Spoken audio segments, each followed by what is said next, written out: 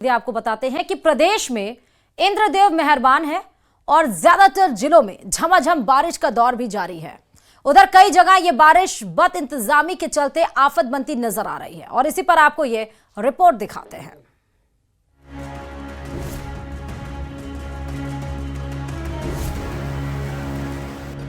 राहत भी आफत भी।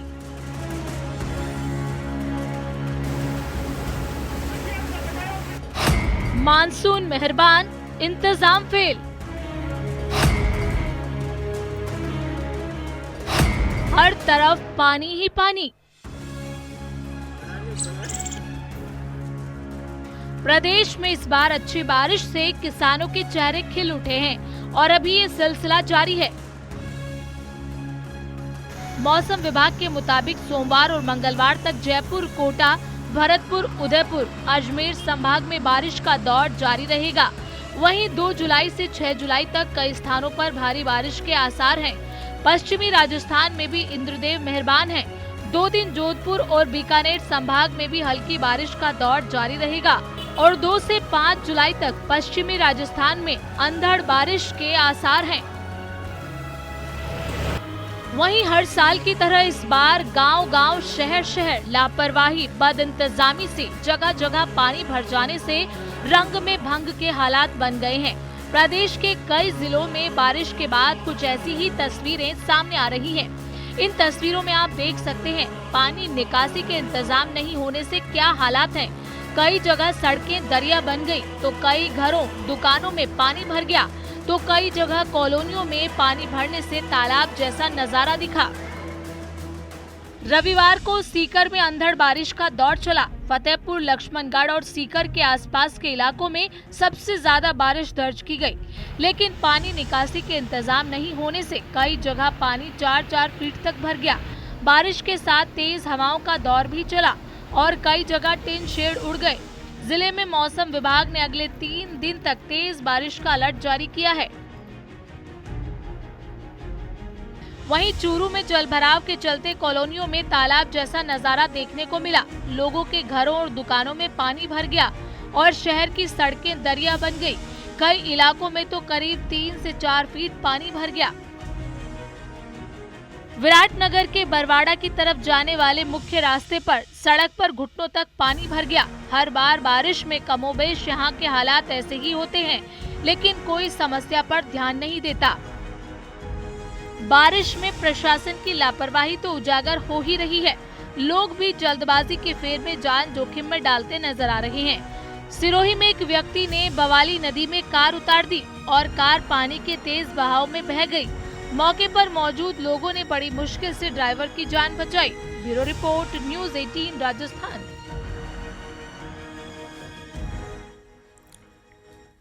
जैसलमेर बाड़मेर सांसद उमेदाराम बेनीवाल 2 दिवसीय जैसलमेर दौरे पर रहे। कांग्रेस के कार्यकारी जिला अध्यक्ष और अमरदीन फकीर के नेतृत्व में उमेदाराम बेनीवाल का स्वागत किया गया। साथ ही सांसद उमेदाराम ने सर्किट हाउस में जन सुनवाई की और कांग्रेस कार्यकर्ताओं से कई मुद्दों पर चर्चा की। राज्य सरकार ने 1.5 वर्ष में धरातल पर कोई कार्य नहीं किया, वादे करके लोगों को गुमराह कर रहे हैं। ट्रंप के सीजफायर का आदेश करवाने से जनता में गुस्सा है।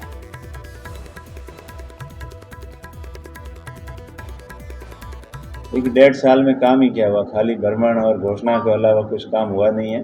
और पिछली 5 साल की आप बात करें तो 5 साल के अंदर काम हुए हैं, वो जनता अब याद कर रही है। लोग अपने खुद के मुंह से कह रहे हैं कि पिछली जो कांग्रेस की सरकार थी उसमें अच्छी जन कल्याणकारी योजनाएं थी, वो जैसे हेल्थ से संबंधित हो, 25 लाख रुपए तक का इंश्योरेंस हो और भी मेडिकल की हो। सभी क्षेत्र के अंदर सरकार ने लोगों की सुविधा प्रदान करने के लिए अच्छे काम किए, लेकिन पिछले 1.5 साल में इन्होंने खाली घोषणाओं के अलावा धरातल पे कुछ काम नहीं किया। ये जनता सब जानती है। तारीख थी जब कोर्ट में सरकार की तरफ से कोई ना कोई परिणाम देना था, लेकिन क्योंकि जो सीएम है वो व्यस्त थे, दिल्ली में मीटिंग थी और इसलिए सरकार को 1 जुलाई तक की मोहलत मिली थी और कल इस पर सुनवाई होनी है। ज्यादा जानकारी के साथ संवाददाता अरबाज इस खबर पर जुड़े हुए हैं। अरबाज, 1 महीने का समय कल खत्म होना है और कल सरकार को जवाब देना होगा। अरबाज जी बिल्कुल, 1 महीने से ज्यादा समय हो गया, करीब 1 महीने 5 दिन का समय हो गया और पिछली बार अगर देखा जाए तो सरकार को ये नसीहत दे करके इस तरह से अदालत ने बुलाया था कि आप कुछ आउटकम लेकर के आए, वरना जुर्माने के लिए तैयार रहें। हालांकि सरकार ने अपनी दलील दी कि जो मसले रहे वो ज़्यादा बिजी उस शेड्यूल के थे, जिसमें चाहे मुख्यमंत्री हों, चाहे जो संबंधित कमेटी के वो हों, वो तमाम लोग व्यस्त रहे। बीच में ऑपरेशन सिंदूर का मसला रहा। इन तमाम चीज़ों का हवाला देने के बाद में अदालत ने करीब 1 महीने 5 दिन का यानी 1 जुलाई तक का इनको वक्त दे दिया था, जो आज पूरा हो रहा। कल फिर से अदालत में इसी मसले पर सुनवाई होगी और सबकी नज़र ये रहेगी कि जो सरकार की ओर से एसआई भर्ती को लेकर के क्या बात अदालत में सुनवाई के दौरान रखी जाती है। जो याचिकाकर्ता हैं वो पहले भी कह चुके थे कि हमने सरकार को वक्त दिए जाने का विरोध किया था कि भाई जिस तरह से जो सिचुएशन है उसमें कुछ एक्शन लिया जाना चाहिए, और सरकार की ओर से जो वक्त है लिए मांगा जा रहा है, ये बार बार एक तरह से समय बढ़ाने की कोशिश की जा रही है। अब जो आखिरी एक तरह से देखा जाए तो वो भी वक्त एक तरह से पूरा हो चुका है। इस दौरान कोई ऐसा व्यस्त कार्यक्रम भी नहीं रहा है पिछले 1 महीने में, तो कहीं ना कहीं बड़े आउटकम का इंतजार रहेगा। अदालत में जो राज्य सरकार है अपनी तरफ से जो अतिरिक्त महाधिवक्ता है विज्ञान शाह के जरिए क्या बात रखती है और किस तरह से जो एसआई भर्ती को लेकर के सरकार का रुख रहता है, वो इसे रद्द करवाने की ओर अपनी बात रखते हैं या फिर यथावत रखवाने की ओर बात रखते हैं, इसकी ओर सबकी नजर रहेगी। जी, मतलब आपके अनुसार अरबाज की कल किसी भी तरीके से सरकार कोई मोहलत या समय नहीं मांगेगी अब, क्योंकि सफिशिएंट टाइम सरकार के पास था। 26 मई को आखिरी सुनवाई हुई थी, कल 1 जुलाई है। आपने सही बोला कि इसको लेकर सियासत भी जारी रहा, तो यानी कि कल ये स्पष्ट हो जाएगा कि ये भर्ती रहेगी या फिर नहीं, मतलब रद्द होगी या फिर नहीं। देखिए, अभी रद्द होना ना होना ये अदालत के नजरिए के ऊपर रहता है कि ये सरकार क्या इसमें जवाब फैसला देती है अदालत। लेकिन सरकार की ओर से पक्ष जरूर स्पष्ट होने की उम्मीद है कि सरकार अपना नजरिया अदालत में क्या रखती है कि वो किस दिशा में आगे बढ़ रहे हैं, क्योंकि ठीक है अरबाज, और इस पर भी हम सबकी नजर बनी रहेगी। बहुत बहुत शुक्रिया तमाम जानकारी देने के लिए। मामले का झुंझुनू एसीबी की टीम ने बुहाना में कार्रवाई की। एएसपी इस्माइल खान के नेतृत्व में इस कार्रवाई को अंजाम दिया गया है। तो कुछ देर में एसीबी पूरे मामले से पर्दा उठाएगी। ज्यादा जानकारी के साथ संवाददाता कृष्ण इस खबर पर जुड़े हुए हैं। कृष्ण, एसीबी की बड़ी कार्रवाई, 2 पटवारियों को ट्रैप किया गया। जी, झुंझुनू के जो बुहाना कस्बे में है वो झुंझुनू एसीबी की टीम ने एएसपी इस्माइल खान के नेतृत्व में कार्रवाई करते हुए 2 पटवारी हैं उनको ट्रैप किया है। और ट्रैप करने के बाद दोनों पटवारियों को झुंझुनू एसीबी की टीम है वो बुहाना थाने लेकर पहुंची है, और बुहाना थाने के अंदर इस पूरी ट्रैप की कार्रवाई है इसको अंजाम दिया जा रहा है। थोड़ी देर बाद ही झुंझुनू जो एसीबी चौकी है वहां के एएसपी इस्माइल खान है इस जो ट्रैप की कार्रवाई है इसकी जानकारी है वो मीडिया को देंगे। अभी मीडिया से दूरी है वो बनाई हुई है। ट्रैप की कार्रवाई को है वो जो बुहाना थाने के अंदर है वो अंजाम दिया जा रहा है, और 2 पटवारी हैं उनको ट्रैप किया गया है। जो प्रारंभिक तौर पे सूचना आई है, दोनों पटवारियों को 8,000 रुपए की रिश्वत राशि के साथ है वो झुंझुनू की एसीबी की टीम ने है वो ट्रैप किया है। जी ठीक है, कितनी देर में मामले का खुलासा करने की बात कह रही है एसीबी की टीम?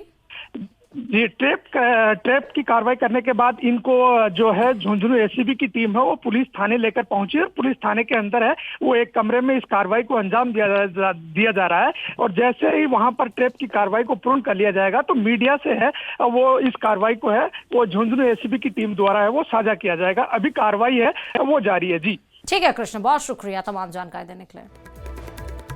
और कोटा में एक सड़क हादसा हो गया जिसमें एक ही परिवार के 3 लोगों की मौत हो गई है।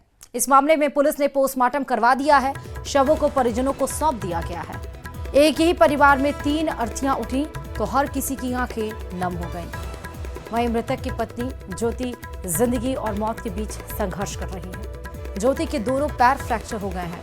अभी तक ज्योति को नहीं पता कि उनका पूरा परिवार उजड़ चुका है। कल तेज रफ्तार डंपर की टक्कर से बाइक सवार एक ही परिवार के 3 लोगों की दर्दनाक मौत हो गई थी।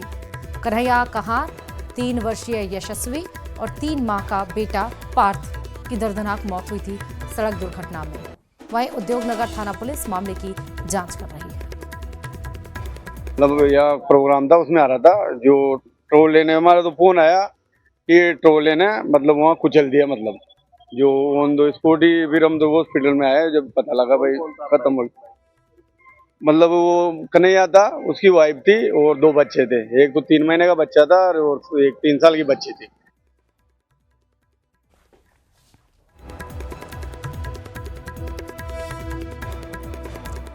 तो पोस्टमार्टम के बाद शव परिजनों को सौंप दिए गए हैं। भीषण टक्कर और बाइक को टक्कर मारने के बाद एक बाइक पर सवार जो पूरा परिवार था, पति पत्नी और 2 बच्चे, जिसमें 3 लोगों की मौत हो गई थी।